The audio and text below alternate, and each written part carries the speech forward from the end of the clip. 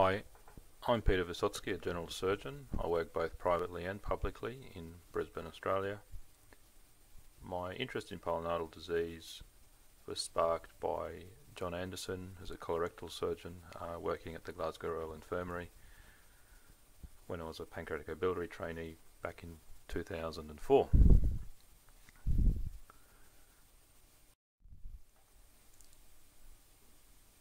The topic I've chosen for today is to bring together some of the basic science. Initially, we need to start with the terminology. Various terms are used, sometimes interchangeably, and this creates confusion. We need to consider a midline primary sinus, a lateral secondary fistula, which is typically capillate, a navicular area, which is marked when the patient's buttocks are pushed together, and the anal triangle, which is marked from the tip of the coccyx to the anal verge and out to the short tuberosities. Anderson has recently pointed out some patients will have a midline pit. This is distinct to a midline sinus and again a lateral secondary fistula.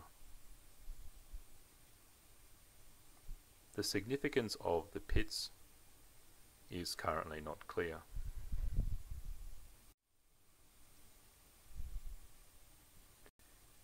Hair enters via the midline sinuses. This hair is not connected to the local skin, and hair with seroparallel discharge emerge from the secondary fistula, which typically consists of elevated granulation tissue.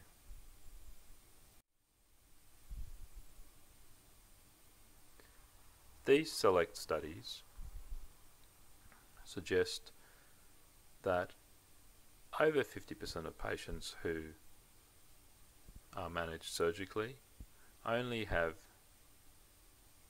midline sinuses, and approximately 40% have a secondary fistula. Interesting to note that 43% of patients only had a single primary midline sinus. This may have implications for surgical management, but that is outside the scope of this presentation. There are two broad mechanisms for the development of pilonidal disease. Bascom suggests that a normal hair follicle becomes stretched, then somehow gets blocked and infected, resulting in an abscess, which spontaneously discharges, leaving an opening which then becomes an epithelialized tube. Kourodakis, on the other hand, does not require the presence of inflammation. Loose hair inserts through the midline and has the tendency to self-exit laterally. We will discuss these further. Bascom's idea is often quoted. However, there are a number of arguments against it. Hair follicles do not occur in the interdigital spaces, finger pulp, and the clitoris, which are reported sites of extra-sacrococcygeal pilonidal disease. We also know that when a hair follicle becomes blocked, this results in a sebaceous or an epidermal cyst, which has a typical punctum. This is not what we see with pilonidal disease. Sondena showed that midline sinuses are actually not hair follicles. Bascom's idea also does not offer a logical explanation as to why these should be why the primary sinuses should be restricted to the midline. Karadarkis' idea is much simpler. Loose hair is usually found on the body surface. Haircuts and shaving also generate loose hair. And hair insertion is a simple mechanistic phenomenon which is related to the scales of the hair, which give it a self-propelling character. Histologically, the tip of the hair points outwards, and the hair root always points towards the sinusoidal cavity. As I mentioned, there is no histological association with hair follicles. Pilonidal cavities are not true cysts, which as they lack an epithelialized lining.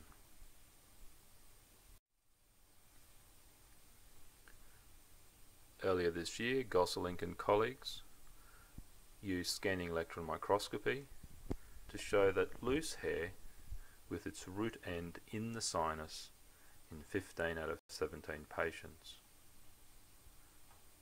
They found that more hairs were visible with electron microscopy than the naked eye, and the scales with their free borders were directed toward the distal end of the hair in all specimens. This is shown in the scanning electron microscopy image on the right. The hair, debris, and the scales are pointing towards the free end of the hair.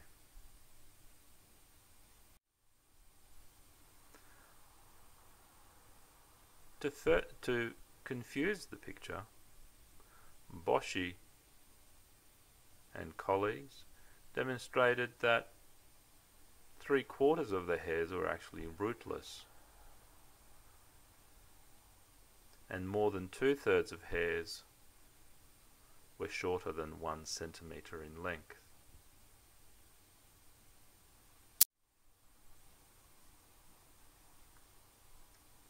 Light microscopic examination shows both ends of hairs are cut as opposed to fractured.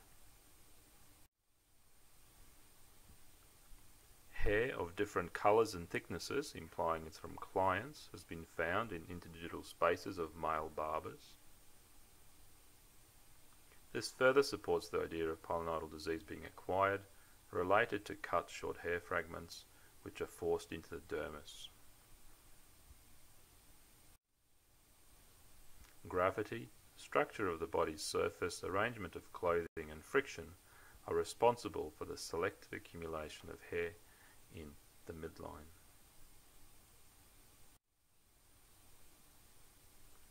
Karadarkis, as most of you would be familiar, has described the idea of a hair,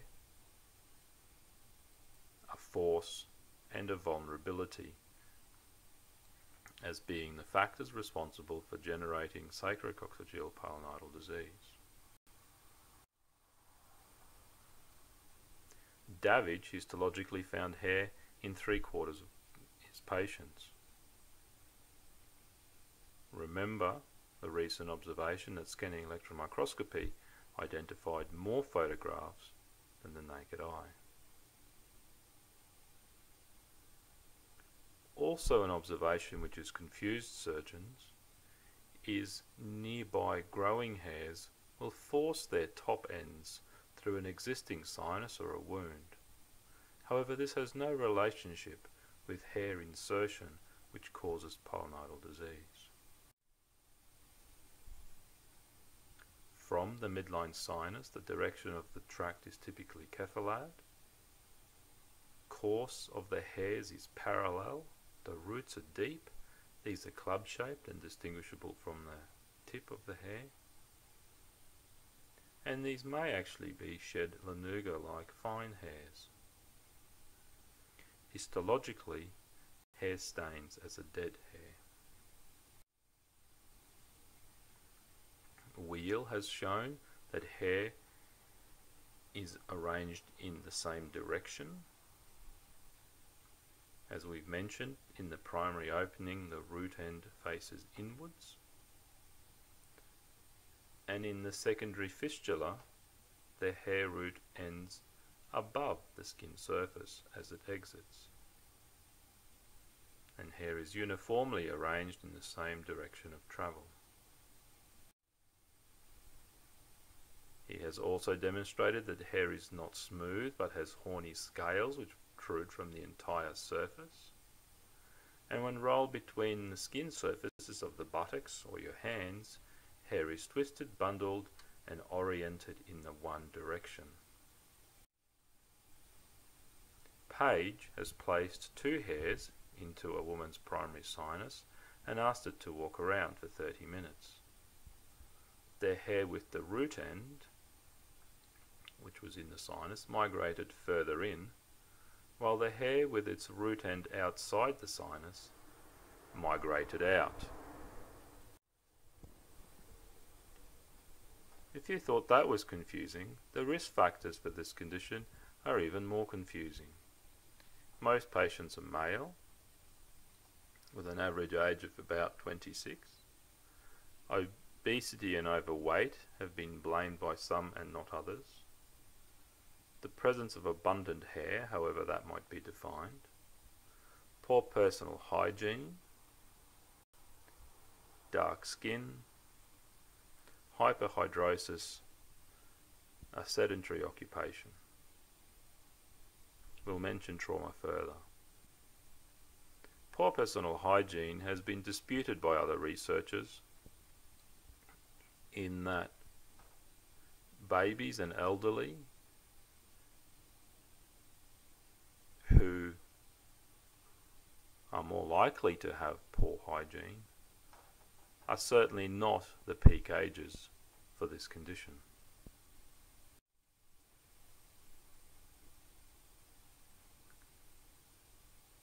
Some series report a high incidence of trauma, but others do not.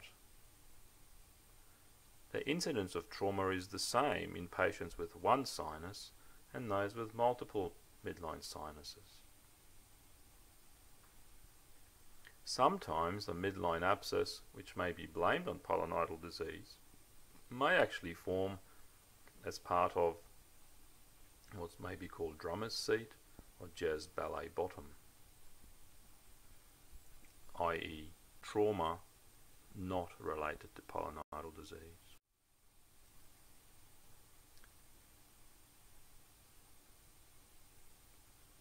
American soldiers during the Second World War called this condition Jeep disease. This is an interesting observation which was recently put into question, in that in the Israeli Defense Forces it was only female and not male drivers who were at a higher risk for developing pilonidal disease. Officers had a lower incidence, and male combatants and female drivers had a higher incidence compared to those serving in administration. The sacrococcygeal angle of about 37 degrees on a lateral pelvic X-ray is the same in patients with pilonidal disease and controls. So we come back to the hair. We mentioned the Second World War and the American soldiers. It may not be the Jeep. Soldiers were required to keep their hair cut short and their fingernails clean, and most men in both the Army and the Navy wore a medium to short tapered haircut. This certainly would have generated lots of loose hair, short hair fragments. So is it dry, stiff, short hair from the head? Dietrich Doll's group has recently shown that as hair gets moist, it actually loses some strength, which then recovers over several minutes as the hair dries out. They've also demonstrated that hair from the sacral glabella is not as strong as occipital hair or intergluteal fold hair. Hair from patients with pilonidal disease is stronger and stiffer than hair from controls. Now, in summary, sacrococcygeal pilonidal disease occurs in the setting of hair penetrating intact skin in the depth of the natal cleft. Further hair enters the midline sinus and is propelled by a force in its scales in the cephalad direction and exits laterally. How much of the condition is caused by shed hair and how much is due to cut hair is not clear.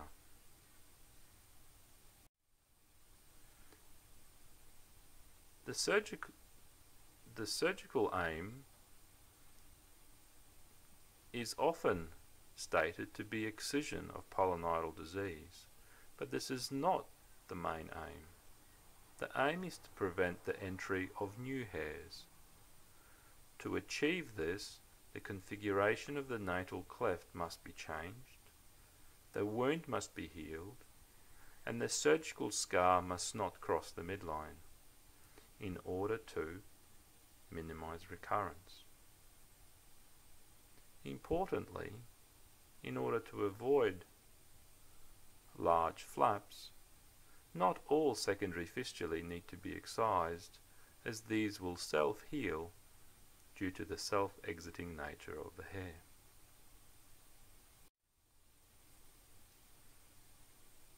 There is a wide range of differential diagnoses, the most common being fistula in ano and hidradenitis suppurativa, colocutaneous sigmoid fistula, and others are rarely reported.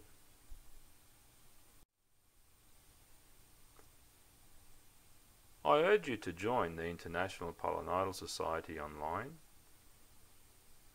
This is a free society.